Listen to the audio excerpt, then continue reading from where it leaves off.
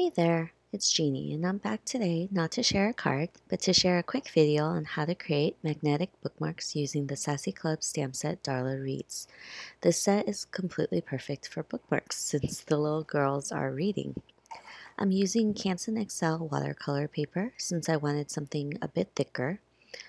I trimmed strips that are about 2.5 inches. Of course, it could really depend on what images you're using to size it properly, and I'll take that strip and fold it in half. I picked out a circle die that was big enough for these images, and I'll run it through my Big Kit folded so where the top part will not cut.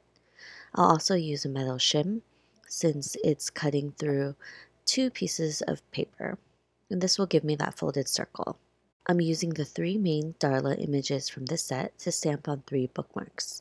And I'm using the Misty since I'm stamping on watercolor paper and it's textured, so I want to make sure that I can double stamp and have a crisp image. And for this video, I'll show you the 3 bookmarks I put together. For the coloring, I'm using mainly Copic markers and some Spectrum Noir ones as well. When coloring a bunch of images, I'll try to color all the same parts of the images assembly line style. These images are pretty small, so there's not that much blending happening where the clothes are and her body. But the largest areas to color are the face, hair, and the bows. And I really love these images since I'm a reader myself. However, you can use these in your planners or give them away as little gifts. I'm using a limited amount of Copics and their caps are shown on the screen as I color. For the face, I use E00 and E11. And any other colors that aren't shown, mainly the Spectrum Noir markers, for some reason the caps are all rubbed off so you can't really see them listed anymore, but I will list them down below in the description bar.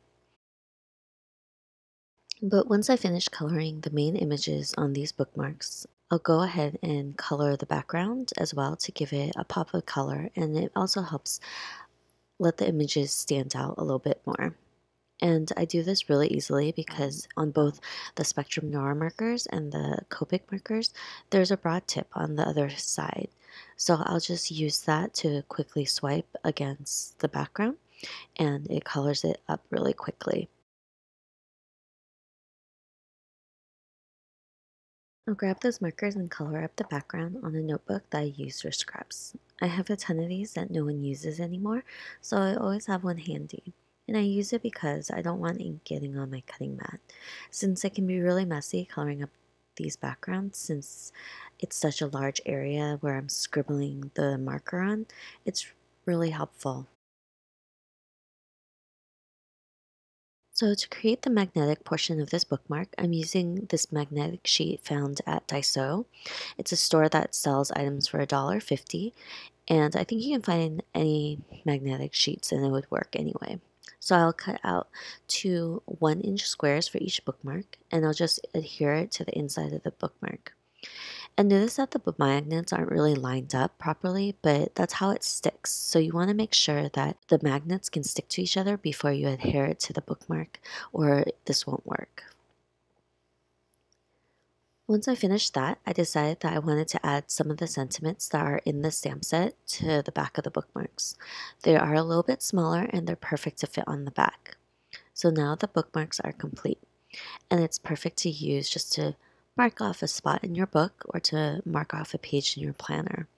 And they're super cute and you can customize them however you like using any stamp set you have in your arsenal. Thanks for stopping by today.